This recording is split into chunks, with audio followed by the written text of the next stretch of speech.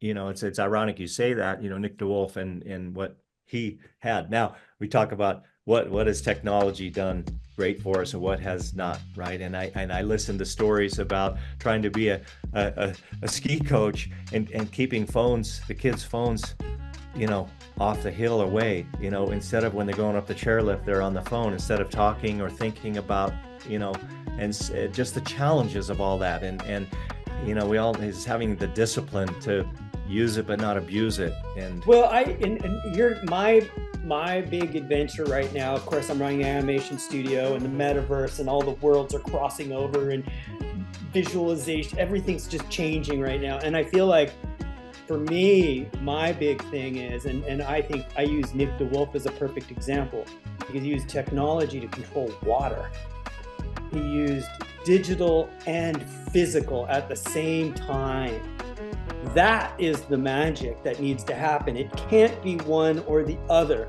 It has to be both. And how creative you are and how you put them together and how they get used, that's what happens. And right now, it's just the buck, the quickest buck. Get it out fast, make money, and move on. Well, you're going to trash people when you do that. And that's exactly what's happened. I mean, Facebook, as great as it is because I get to talk to people I haven't really talked to in a long time, schoolmates and whatnot. It was designed to kind of bully on people and pick on people, which is weird. And yet most people don't really remember that. They forget that, And it's like, to me, a lot of this technology it needs to be more about, it's like Tom Crum. How do we approach how we use this stuff? Right. And I feel like you can't say it's bad or it's good, it's both. But what's the worst about it is, how do you use it? And kids, we don't do this in class. We teach algebra, we teach this, we teach that. We don't teach how do you approach the internet? How do you approach social media? No, you're just on it.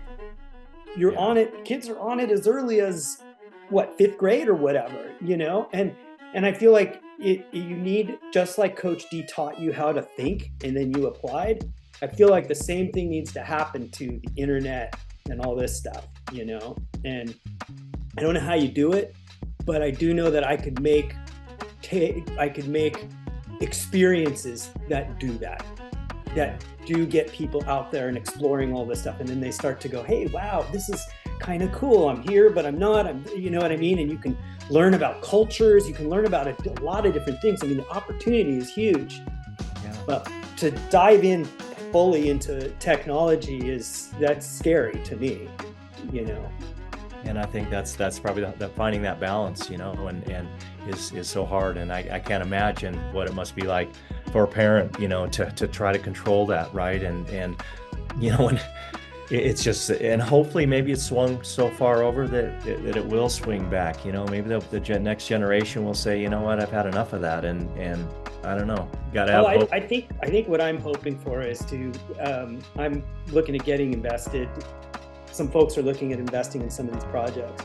And I'm hoping that what I can do is put out a couple. I mean, I've done stuff for Disney and Stars and BBC, so I've done a lot of things that show traction and have interfaced with folks and changed, was another way of marketing and that kind of stuff. And I feel like if I put something out there that connects in a very interesting way, just the fact that it does that, and that I'm not just out there for bucks, but that I'm in to get people to the ideas to explore, physically and digitally at the same time. Like if I do a cooking thing, I'm going to want people to go get ingredients at the Asian market, at the Hispanic market, at the, what I mean, to get experience and to go in and ask and talk to these folks and then come home and cook a meal and use the app to do that. So you end up with this so geocaching is a really popular thing. I don't remember, it used to be popular where someone would put a little map up and you'd go to these points and you could find a little